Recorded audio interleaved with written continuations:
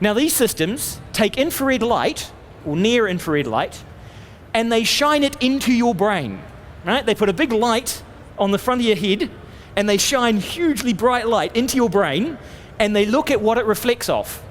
And it reflects off blood. It reflects off the usage of blood. And so what we do is we put this around your brain, and we can work out which areas of your brain are doing what kind of things. Now from that, we get that signal, and we use it in the computer. Right? So that's a little bit freaky to shine bright enough light onto your head so that you can see the blood flowing around inside your brain, but it's still non-invasive. It's still outside the brain. EEGs, you get the sciencey kind of end, and they're starting to use it for art. I mean, that guy looks just a bit freaky to me. I'm not sure if I don't want to sign up for that. But the science behind this stuff is that you can put lots of sensors around the brain and detect those tiny, tiny wee signals that are going on. Unfortunately, because you've got a brain that's designed to hit the ground and still keep going, right? Your brain's got this big hard shell around it. It's really hard for the little signals inside your head to get through that skull and outside into the detectors.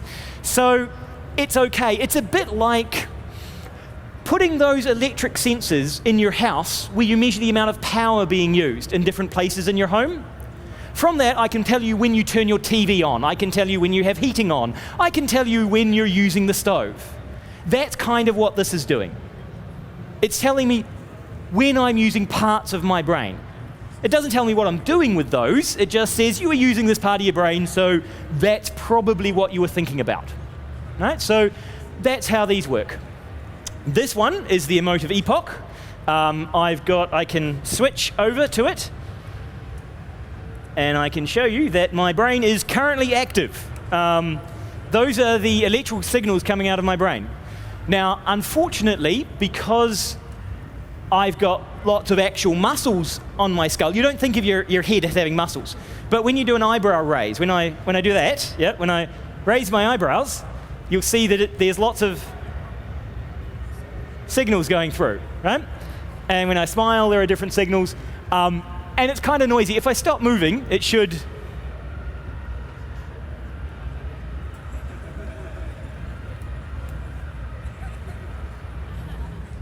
Right? So that was some eyebrow raising. So I can detect eyebrow raises, and you can also go and do things like detecting how focused I am. Unfortunately, in this environment, given that I'm really kind of... this is measuring my level of focus and my attention. Unfortunately, I'm kind of a bit hyper at the moment, right? I'm in big presentations, so my brain is fairly active. And when you train it sitting at your computer at home, your brain is in a very different state to standing up in here and talking to you guys, lights and sounds and all those kind of things. So it's kind of haywire all over the place. But the idea is that over time, you can train to control what your brain does, and therefore what signals this picks up and what happens in your computer. All right? So the idea is I can go straight from in my brain to controlling these computers. Now, as a scientist, that seems pretty cool, and we kind of do some fairly freaky things. If you want to go beyond this kind of technology, and this is, it's a little like, it's a little difficult, right? Because you've got this big skull thing in the way. You can do what they do for epileptics, which is you cut a hole, right? You cut a big top of your head, you take off the whole skull cap, revealing your brain underneath, right? You can actually do this while you're still conscious, right? Because brain surgery doesn't require anesthesia because you don't have a lot of pain receptors in your brain, right? That's why when you hit your head, it doesn't hurt on the inside, it just hurts where the skin was. Right? So you take this cap off and you put the electrodes directly on the brain. Right? This is awesome for science because you can get really good detection out of this. Right? You can detect exactly what's going on the surface of the brain. Now, they gave the scientists about 10 minutes with the guys where they have their heads open. Right? You don't want to give them too long because these guys are having epileptic treatment. Right, so very few people have this done to them. And what you do is, in those 10 minutes, you move your arm, and it moves a dot on screen. And after 10 minutes, you can train to control that dot by moving your arm. After 10 minutes, 2 of the 7 people they did this to were able to control the pointer without having to think about moving their arms in just 10 minutes. And what's amazing is the brain, which normally when you just think about doing something, it's not as active as when you actually do it. It went from 2% of the normal level of activation to 6%. It got 3 times stronger in the signals that were happening inside the brain to control the mouse pointer.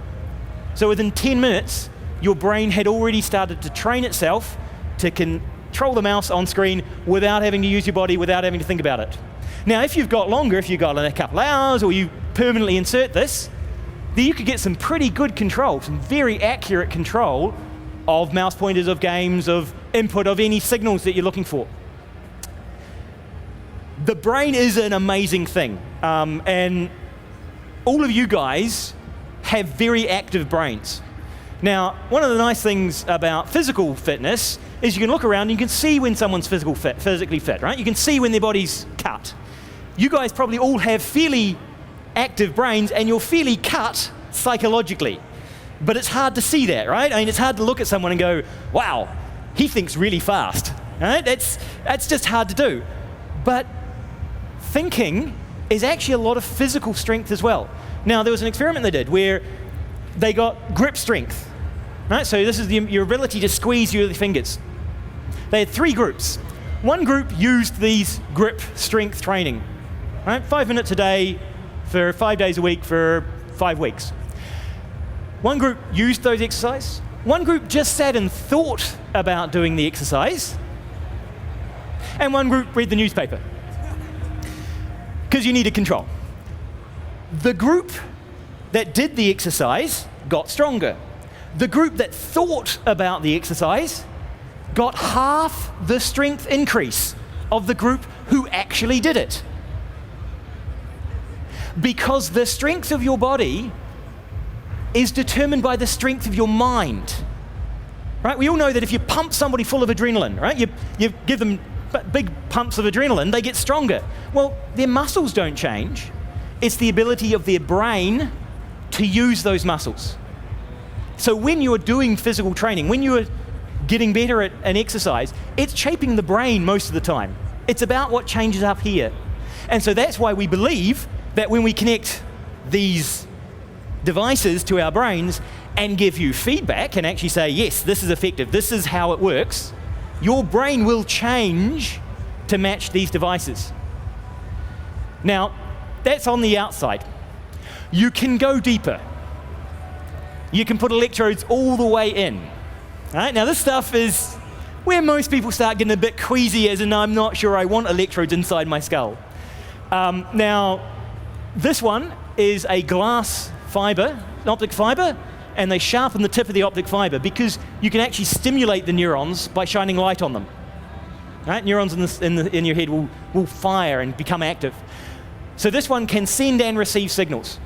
Right? And you put it right next down to a neuron, and you can see the sizes here. We're talking 40 micrometers, that's the size of a neuron, and these are 10, that bar is 10 micrometers, so it's about the size of a neuron.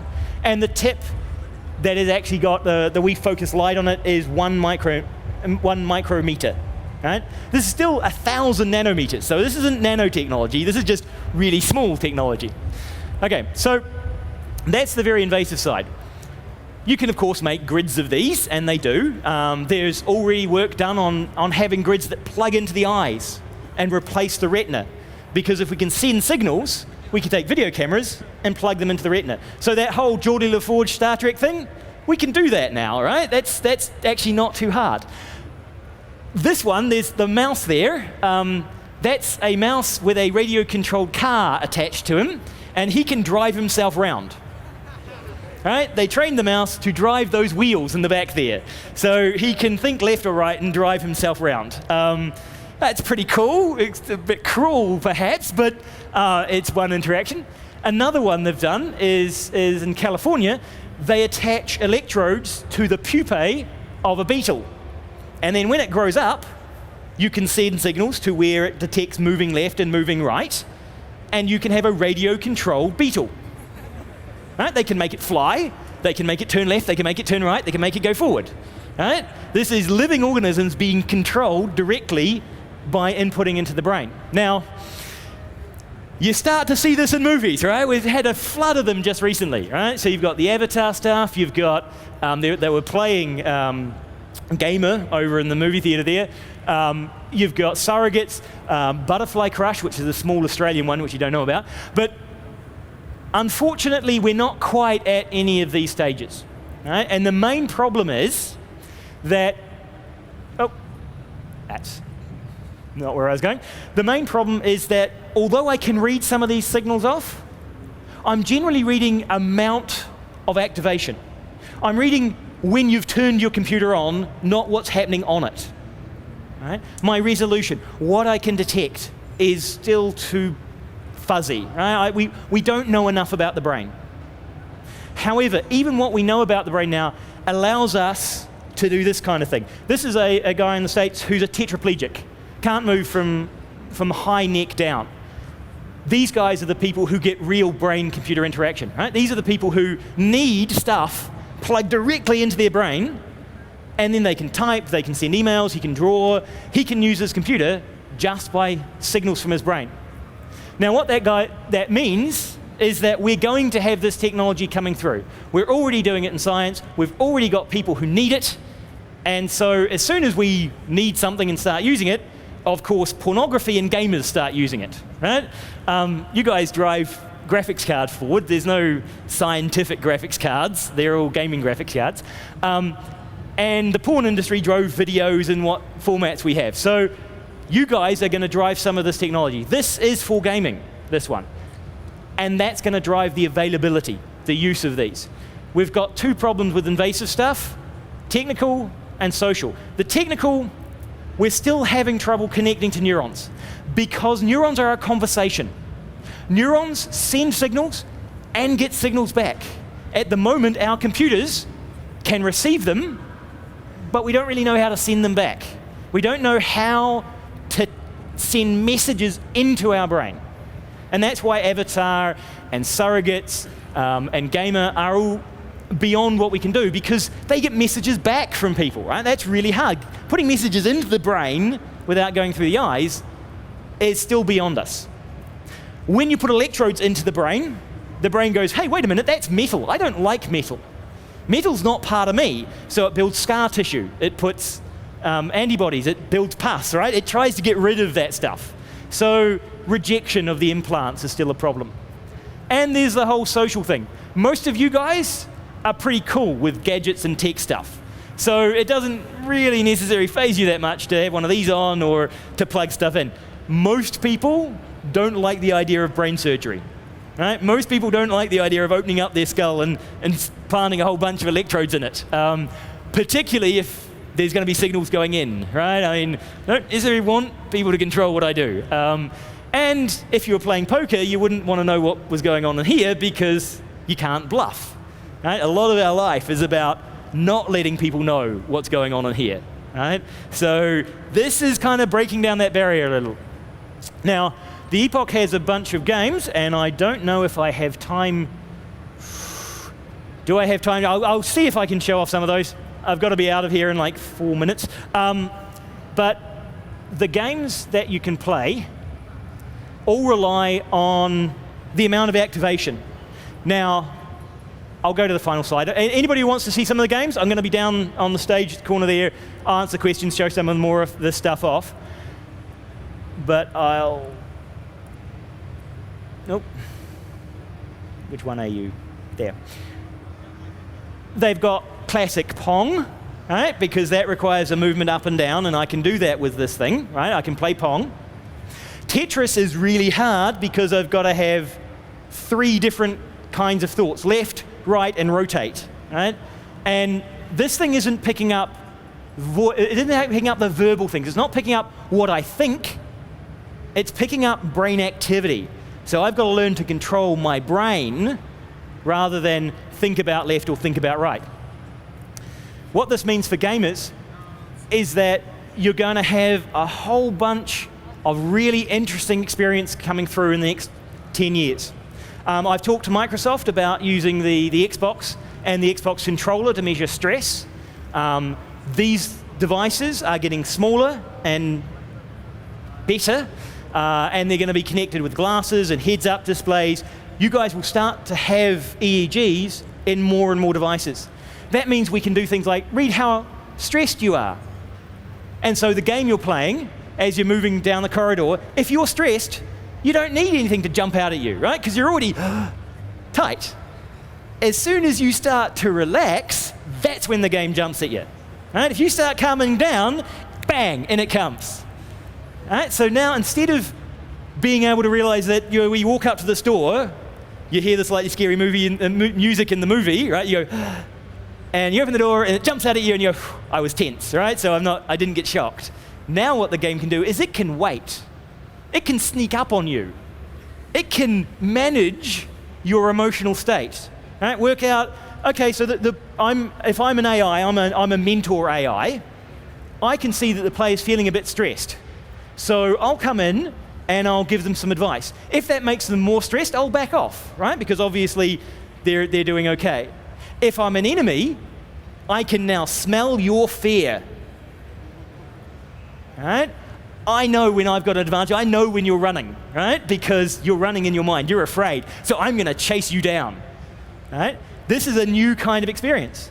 And once you have both of the players, the multiplayer connected to these, you can actually animate your MMO character with what's happening in your brain. Right? If I'm happy and smiley, and this has the on here, I have an expressive suite, which is supposed to try and work out when I'm smiling and talking, and when I'm looking around, and when I'm blinking, and when I'm raising my eyebrows and looking about. So this is the idea that I can train my avatar to reflect what I'm doing.